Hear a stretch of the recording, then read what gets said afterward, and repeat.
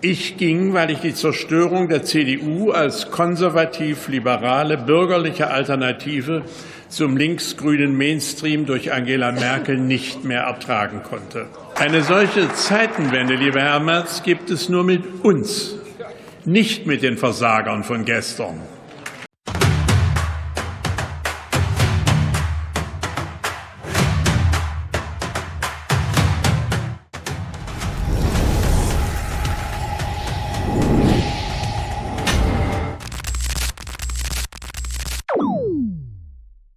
Hey Leute, willkommen in der Realität. Alexander Gauland zieht in seiner grandiosen Rede über die CDU und Friedrich Merz her. Und das völlig zu Recht. Merz wollte die CDU wieder auf Kurs bringen. Doch was macht er? Er führt Merkels Werk fort und verrät seine eigenen Wähler. Schulden ohne Ende, eine Brandmauer gegen Vernunft und eine CDU, die nicht mehr konservativ ist. Gauland bringt es auf den Punkt. Warum seine Abrechnung so genial ist und was das für Deutschland bedeutet, schaut euch das an. Lasst ein Like da, abonniert den Kanal und schreibt unbedingt in die Kommentare, was ihr von Gaulands Rede haltet. Auf geht's!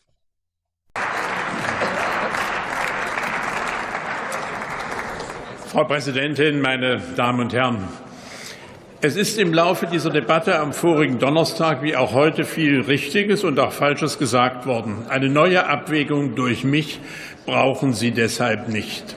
Lassen Sie mich deshalb ein paar persönliche Anmerkungen machen. Herr Merz und ich waren viele Jahre in derselben Partei. Ich ging, weil ich die Zerstörung der CDU als konservativ-liberale bürgerliche Alternative zum linksgrünen Mainstream durch Angela Merkel nicht mehr ertragen konnte. Herr Merz wurde Opfer ihres Machtwillens. Ich gebe zu, meine Damen und Herren, dass ich mir deshalb von seiner Rückkehr in die Politik viel versprochen habe.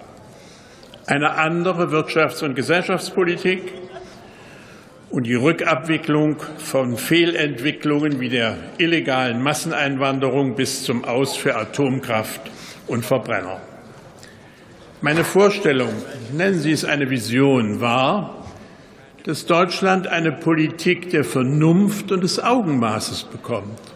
Also eine Mitte-Rechts-Politik, wie sie viele Menschen in diesem Lande ausweislich der Wahlergebnisse wünschen.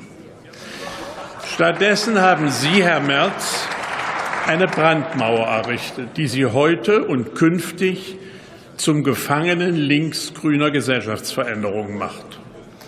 Um in das Kanzleramt einzuziehen, haben Sie alles geopfert, was in der CDU noch konservativ oder bürgerlich war.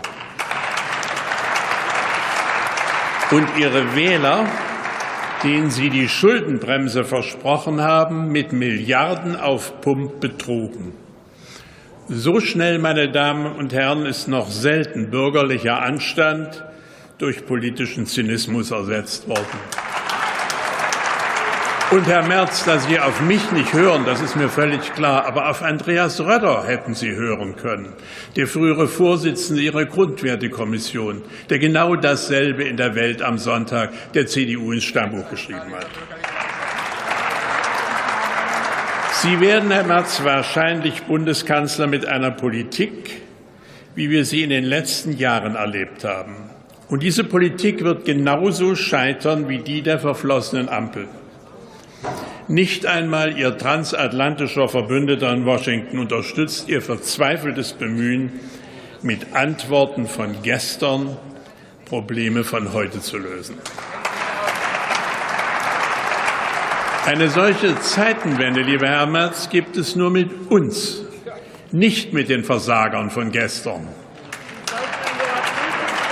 Auch wenn ich in den letzten Jahren immer mal wieder Zweifel an meiner eigenen Partei hatte.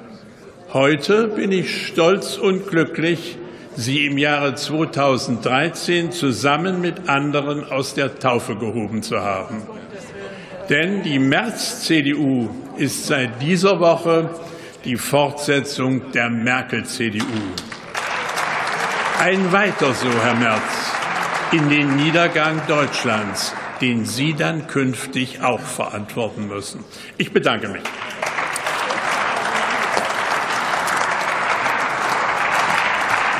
Genau das ist der Punkt. Wir haben eine politische Landschaft, in der Kritik an der Regierung fast schon als Majestätsbeleidigung gilt.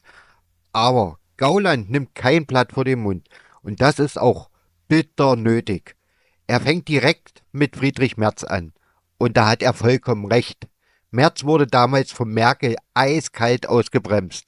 Und viele dachten, er würde die CDU wieder auf Kurs bringen. Aber was macht er?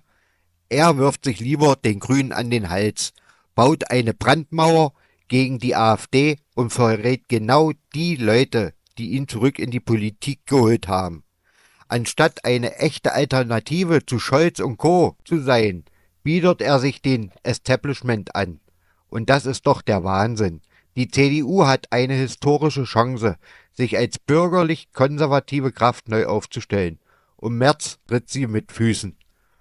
Dann das Thema Schulden. Die CDU hat immer behauptet, sie stehe für finanzielle Vernunft. Und jetzt Milliarden auf Pump. Schulden ohne Ende. Deutschland wurde in eine Spirale der Verschuldung geführt, in der unser Wohlstand draufgeht. Und wer zahlt es am Ende? Wir alle.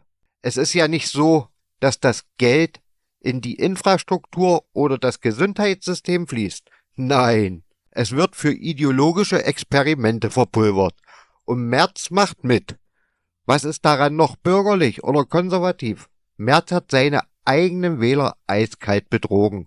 Und Gauland zeigt das schonungslos auf. Und dieser Punkt ist der vielleicht wichtigste. Deutschland bräuchte endlich eine Politik der Vernunft. Eine Politik, die sich nicht nach linksgrünen Träumereien richtet. Aber Merz macht genau das Gegenteil. Er setzt die Politik von Merkel einfach fort.